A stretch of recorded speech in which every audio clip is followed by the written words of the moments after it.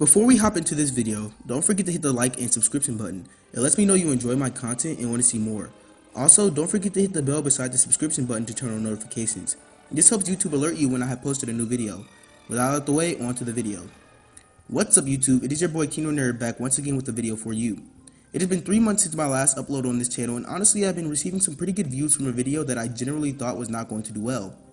But once I saw the flood of views come rushing in, I realized that this channel might very well be a success for me. Anyways, I digress. The recent episode of Dragon Ball Super came out this past Saturday, and with this we were reintroduced to the idea of Krillin being a fighter again, as well as reintroducing number 17 to the series.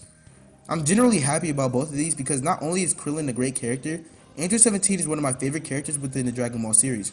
But honestly, we're going to push Krillin to the side for now, and mainly focus on Android 17 for this video. Android 17 has been relatively kept under wraps since his last appearance in Dragon Ball Z. He honestly just disappeared from the series without any real explanation, while his sister stayed amongst the other characters and was consistently shown throughout the rest of the series. Although you could argue me saying this, because of the appearance he made in Dragon Ball GT as Android 17 and then Super 17, but Dragon Ball GT isn't canon, which means that we're going to overlook this little example for now. Toriyama has an issue with forgetting characters he created over time, which explains some characters' disappearances from his later series. For example, we have Launch. Remember her from the Dragon Ball series? Later fans probably wouldn't because she was excluded from the Dragon Ball Z series on account that Toriyama was absent-minded at the moment and all but forgot about her. This could very well be the case for Android 17. His disappearance from the series could just be another moment of Toriyama forgetting he created this character. But honestly, that would be pretty sad because Android 17 was a rather compelling character and could have been a big help for the Z Fighters throughout the series. However, when we finally see Android 17 make a return to the Dragon Ball series, you ask yourself the question of, what has he been doing this entire time if he hasn't been helping the Z Fighters or blowing up entire cities? Well, to answer your question, Android 17 has become a park ranger at a wildlife reserve, and boy has he been ranging the shit out of that park. However, despite the joke I just made, this move seems relatively out of character for Android 17. How does a badass android who couldn't care less about human life or life in general go to being a park ranger?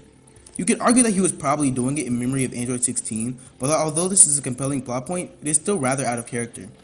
Not only that, but another question that could be brought into the limelight is, why now all of a sudden did Toriyama decide to bring number 17 back into the fray, despite the obvious merchandise reasons? Android 17 could have remained a compelling character throughout the series, much like his sister, but was instead dropped. Although compared to the likes of Buu and Golden Frieza, Android 17 wouldn't have been much in the category of power, but he could have helped in those situations. I can't see him playing a big role in the Universe 6 arc because those warriors were universally strong, but he still could have been a great addition to the cast of the onlookers as they watch these characters duke it out. Also, it's relatively stupid that the likes of Beerus and or Golden Frieza didn't alert him at all, seeing as how he can read huge power levels from far away, and Beerus and Golden Frieza at this time had some of the biggest power levels in the series. It goes without saying that Android 17 shouldn't have been dropped as easily as he had been. He was a pretty good villain and an interesting one at that, and I would have loved to see how that transferred over to the side of good, much like his sister. Even though we're getting this in the next episode of Dragon Ball Super, it shouldn't have taken this long for it to come into the limelight, but I guess I can't complain because it is happening, and maybe after the Universe Survival arc, he will become a prominent character throughout the rest of the DBS series, you never know. Anyways, now it is your turn. Tell me what you guys think in the comments below. Would you have liked to see Android 17 become a main character much earlier in the series, or did you like his absence? Sound off down below. With that being said guys, it's Kiingdom Nerd stepping down from the throne.